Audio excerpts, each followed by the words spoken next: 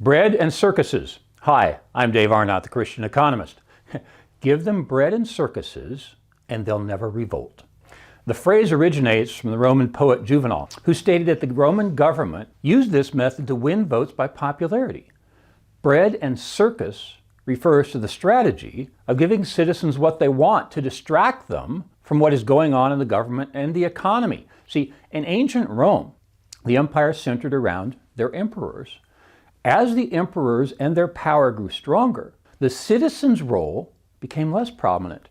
Juvenal stated, quote, "The people that once bestowed commands, consulships, legions, and all else now meddle no more, and they long eagerly for just two things, bread and circuses," end quote. The Roman entertainment Circus Maximus was a stadium built for chariot races. The Colosseum, as you probably know, was an amphitheater that was home to the gladiator contests, animal hunts, public executions, and even naval battles. Yeah, they flooded the place. The Roman government gave free grain to the poor to win the votes of the lower class. Caring for the poor. I've often said in class, food comes first. But we are such a rich society that food is taken for granted. As a matter of fact, the Wall Street Journal editorial board this week wrote an article titled "The Democratic Food Stamp Boom," and it was subtitled, "The Average Family of Four Will Get More Than They Spend on Food." The article points out a family of four will get up to $835 per month after adjusting for inflation. The average four-person household in the U.S. spent only $537 per month on food at home in 2019. I'm the Christian Economist. Christians, well, a person of any religious persuasion cares about the means, while economists care about the ends. More Christians are conservative, and I explain this in podcast 13, titled No Crash Diets. But for today, let me explain that all reasonable Christians want to care for the poor. Here's the difference. Conservative Christians believe individuals and churches should care for the poor. Liberal Christians skip over the how part of the equation and simply want the poor cared for, and they don't care how it happens. See, the government has no money. It must take before it can give. There are multiple biblical commands to give, but there is no biblical command to take.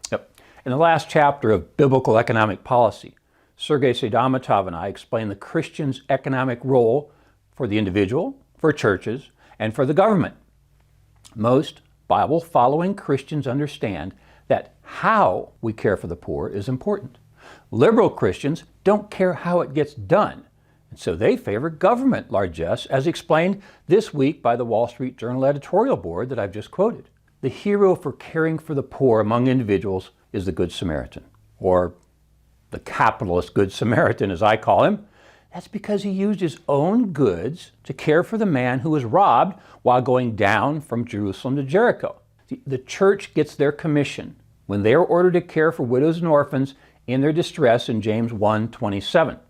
For more on this, Dr. Sadamatov and I have included both Be a Good Samaritan and Take Care of Widows and Orphans as two of the 10 biblical commandments of economics in our recent book, Biblical Economic Policy. Crowding out. Either the government has stolen our biblical duty to care for the poor, or we have failed and allowed them to take that role. I'm not ready to argue either of those possibilities today. I'm only making the conclusion that we're doing this wrong. The Bible calls for individuals and churches to care for the poor, and the U.S. government is now doing it. In economics, we call this crowding out. Either individuals and churches care for the poor, or the government does. See, early in his presidency, Mr. Biden stared into a camera and boasted, "People are hurting, and we're helping them."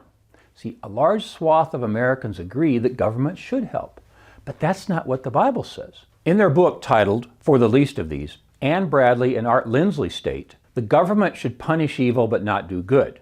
The church should do good but not punish evil. Although I don't think that's an absolute, I do agree with it in general. The government should not help the poor. Yeah, I'm sorry if that's a radical statement for you, but it's biblical. As I've often stated, I'm just the boy at the edge of the crowd shouting, "The emperor has no clothes." I'm not responsible for who feels naked as a result. See, here's a personal example of being crowded out. My wife Ginger and I make a monthly contribution to something called Manna House, a very fine organization that provides food for hungry people in our community. Their work is overseen by the Pastors Alliance in our little burg. Now, after reading the statement that the government's going to give $835 worth of food to a family who consumes only $537, I asked Ginger, so why do we contribute to Manna House? See where this is headed? The Bible commands Ginger and I to give, but we're being crowded out by the government, so we're not able to fulfill our command to give. Giving or helping? We help the poor when we make them able to care for themselves. We enable them when we give to them and disable them from caring for themselves. This is explained more completely in a book called When Helping Hurts by Corbett and Fickert.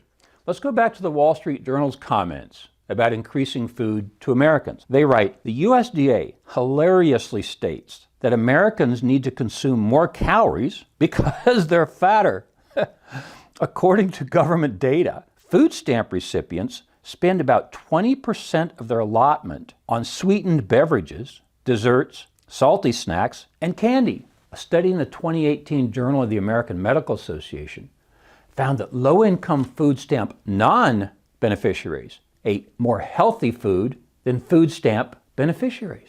And their diets also improved more over time. Like other Great Society programs, food stamps have done nothing to reduce poverty and little to improve public health. They've encouraged government dependency, which is the Democrats' political goal. Here's why churches do it better.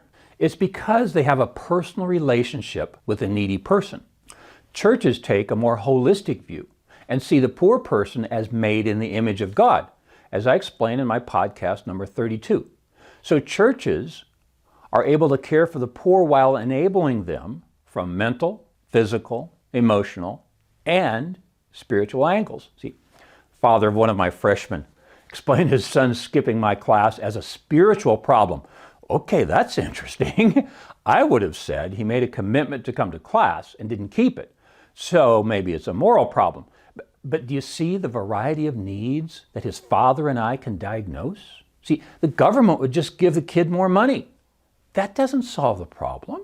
That's hurting him, not helping him. See, just as the government is hurting people by encouraging them to buy unhealthy food. The reason the Bible endorses individual and church-based help is because they can more personally diagnose the problem and provide the help that's necessary, mental, physical, emotional, or spiritual. Buying votes. President Trump was derided for claiming America first, but in the fiasco that is unfolding in Afghanistan with the bungled withdrawal, President Biden's main purpose for doing it was his explanation that it was costing millions of dollars. So hold it. If he's taking millions from Afghans and stepping on NATO in the process, that sounds a lot like an America First campaign. See, it's very clear. He intends to take those dollars from military exploits and give them to Americans, so they'll vote for him. In economics, we call this the trade-off between guns and butter. So let's see. He's obtaining butter for the bread that he's giving Americans. Yeah, sorry for that disastrous mixing of metaphors. But really, what else is he going to give them? Food and circuses by votes. The Democrats know this. So in an article titled Hooked on Federal Checks, Nick Stelly explains that he will take the $948 that the IRS put in his bank account, but he will feel very bad about it. See, he got the money from the advanced child tax credit. Problem is, only 36% of those new payments are going to families in poverty. The rest of the money is going to middle-class families like him. How will he vote in the next election? Rational economics states he will vote for the party who gives him the most money. This has become so rampant and so blatant, they don't even try to hide it anymore. They've skipped the bread and circuses and just make automatic deposits to the accounts of voters. Where does that money come from? Well, Kirby Anderson, writing in his book, Christians and Economics, explained that it must come from either higher taxes, greater national debt, or from the Fed's printing presses. Sergei Sedamatov and I have written complete chapters on all these topics in our book, Biblical Economic Policy. But just briefly today, national debt passes the bill to the next generation, who hasn't even voted yet. Well, that means it's taxation without representation. Printing more money causes inflation, which hurts the poor more than the rich. But if you're not thinking about what Henry Hazlitt calls the second level thinking in his very good book titled Economics in One Lesson, you simply accept the automatic deposit to your account and vote for the party who put it there. This is not in line with the Christian worldview, and it's not economically sustainable. Thus, it fails on both Christian and the economics rules. Tax the rich. A couple comments about paying for those vote-buying schemes by raising taxes. In his article, America Looks More Like Europe All the Time, Joseph Jaffe points out that in some ways, U.S. taxing and spending exceed those in Europe that have significantly curtailed the European economies. President Biden wants to raise the long-term capital gains tax from just below 24% to above 43%.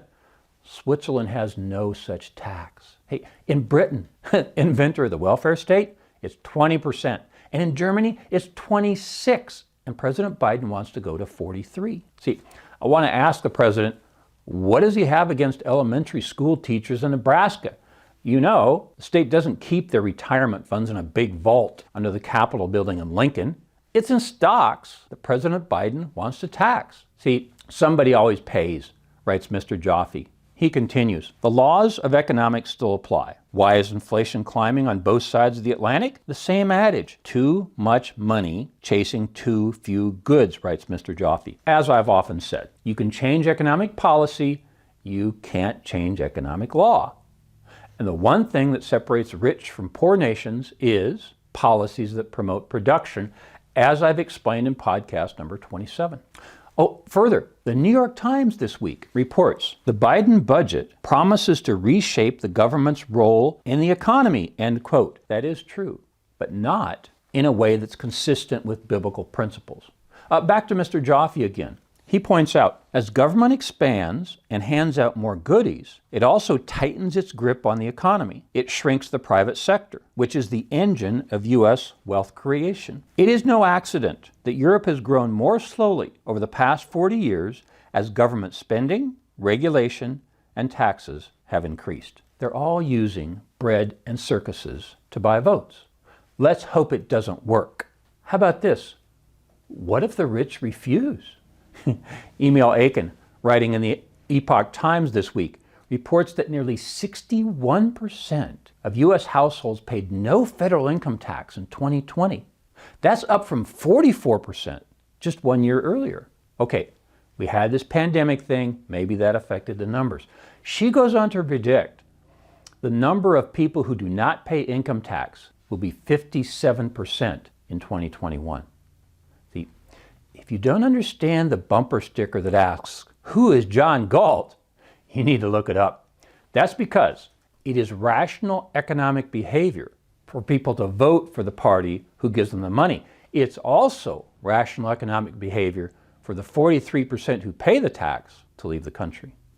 I'm Dave Arnott, the Christian Economist. Fear God, tell the truth, earn a profit. See you next time. For more information, please visit us online at davearnott.com. If you have questions or suggestions for future podcasts, please submit them online or in the comment section below. Don't forget to like, share, and subscribe.